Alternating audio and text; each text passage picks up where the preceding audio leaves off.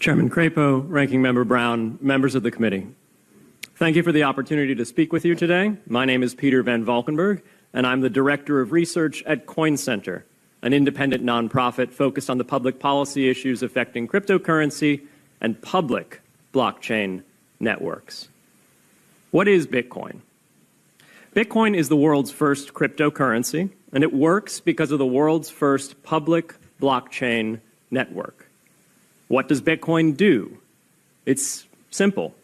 It lets you send and receive value to and from anyone in the world using nothing more than a computer and an internet connection. Now, why is it revolutionary? Because unlike every other tool for sending money over the internet, it works without the need to trust a middleman. The lack of any corporation in between means that Bitcoin is the world's first public digital payments infrastructure. And by public, I simply mean available to all and not owned by any single entity. Now, we have public infrastructure for information, for websites, for email. It's called the internet. But the only public payments infrastructure that we have is cash, as in paper money. And it only works in face-to-face transactions. Before Bitcoin, if you wanted to pay someone remotely over the phone or the internet, then you could not use public infrastructure. You would rely on a private bank to open their books and add a ledger entry that debits you and credits the person you're paying. And if you both don't use the same bank, well, then there'll be multiple banks and multiple ledger entries in between. With Bitcoin, the ledger is the public blockchain, and anyone can add an entry to that ledger, transferring their Bitcoins to someone else. And anyone, regardless of their nationality, race, religion, gender, sex, or creditworthiness, can for absolutely no cost create a Bitcoin address in order to receive payments digitally.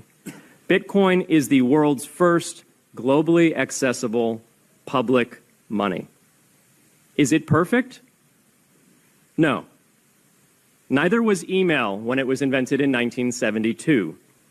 Bitcoin's not the best money on every margin. It's not yet accepted everywhere.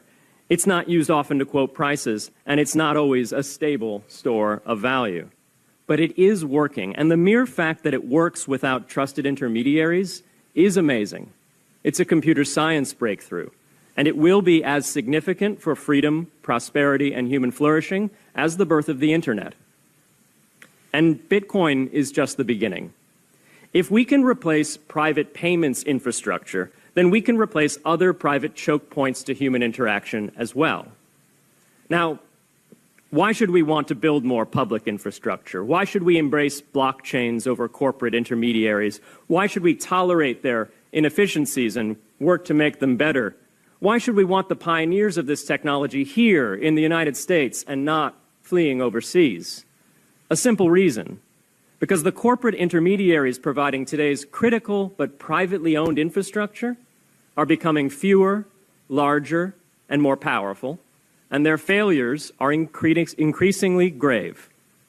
So roughly half of all Americans, 143 million people, had their Social Security numbers exposed to hackers because of a breach at Equifax. The SWIFT network has relayed hundreds of millions of dollars in fraudulent transactions because of hacked member banks in Bangladesh, Vietnam, Ecuador, and Russia. The FBI suspects now that the largest of these hacks was perpetrated by North Korea. Corrupt, low-level employees at an Indian bank, Punjab National, were able to fraudulently certify SWIFT messages, stealing $1.8 billion. It's the largest electronic bank robbery in history. In fact, it's the largest bank robbery in history. In October 2016, an estimated 1.2 million internet-connected devices were hacked and turned into a botnet that for several hours made prominent websites unavailable across Europe and North America, including CNN and Fox News, the New York Times, and the Wall Street Journal. Increasingly, physical machines are being connected to the internet to augment their capabilities. They're wired through servers that are owned and maintained by private and trusted intermediaries, the so-called Internet of Things. Pacemakers from St. Jude's Hospital have been hacked. Baby monitors from TrendNet have been hacked. and Jeeps from Jeep have been hacked to the point where they can be remotely commandeered and driven off the road. Now, those vulnerabilities are inescapable in systems that have single points of failure. It doesn't matter if the point of failure is a corporation or if it's a government. There shouldn't be a single point of failure. Similar choke points existed before the internet. If you wanted to deliver a message, you'd have to go through one of 3 television broadcasters or a handful of newspapers. Private corporations are essential, but no critical infrastructure should rely on 1 or 2.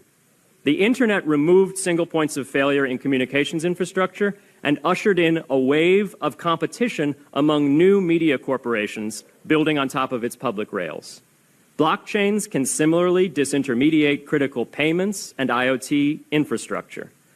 The technology is not yet ready to answer all of those questions today, but it is our best hope. And as with the internet in the 1990s, we need a light-touch, pro-innovation policy to ensure that these innovations flourish in America for the benefit and security of all Americans.